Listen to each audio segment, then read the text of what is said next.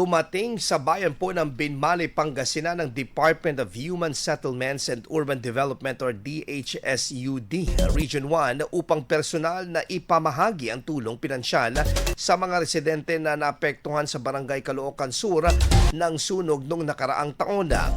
Aabot sa 16 na kabayan sa Barangay Caloocan Sur ang nabigyan ng ayuda kung saan tumanggap ng tig 10,000 pesos ang mga may partially damaged na bahay, habang 30,000 pesos naman ang mga ibinigay sa mga totally damaged.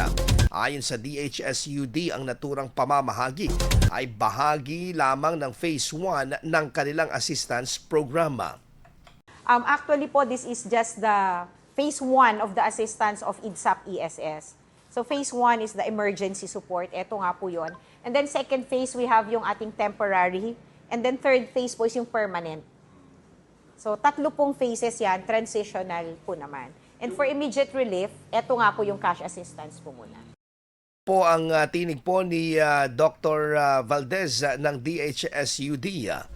Samantala, inaamin naman ng ahensya na natagalan ng pamamahagi ng tulong dahil sa masusing proseso ng validation at kumpletuhin ang mga kinakailangang dokumento ng mga benepisyaryo.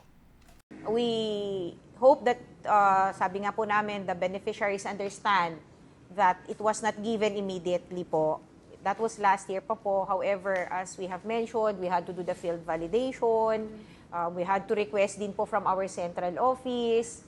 They have to download the funds to us. So that's siguro one of the natures of our bureaucracy where we really had to wait until after all the processes are completed. And along the line po, there were some compliance that we had to do and coordinate with the MSWDO. Like yung mga kulang sa signatures, hindi correct yung spelling ng mga pangalan, kulang sa ID. And all of that were immediately complied with the LGU. Samantala, nagpasalamat naman po ang mga benepisyaryo sa tulong na kanilang natanggap na malaking bagay umano upang makabangon muli mula sa sinapit na trahedya. Ayon pa kay Dr. Valdez, isa lamang ang Binmaley sa tinungo ng kanilang opisina para hatidan ng tulong. In bulk po na nag-request tayo for the fire victims last year. So the fire victims that were granted assistance for this batch of release includes Binmaley, Dagupan, Bayambang, Malasiki, and then tomorrow, Bolinao and Alaminos po. Fire victims po lahat yan. Samantala, pinaalala ng DHSUD Region 1 na ang programang ito ay sinimulan noong 2024 bilang tugon sa pangangailangan ng mga pamilyang nawalan ng tahanan dulot ng sakuna gaya ng sunog at bagyo. It started in 2024 yata with RSFAP, and then it progressed to becoming the IDSAP-ESS still in 2024.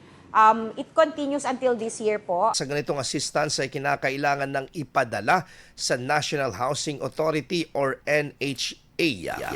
Last week, issue na po kami ng advisory dun sa ating provincial governments regarding dun sa transfer ng processing nitong emergency shelter support to the National Housing Authority.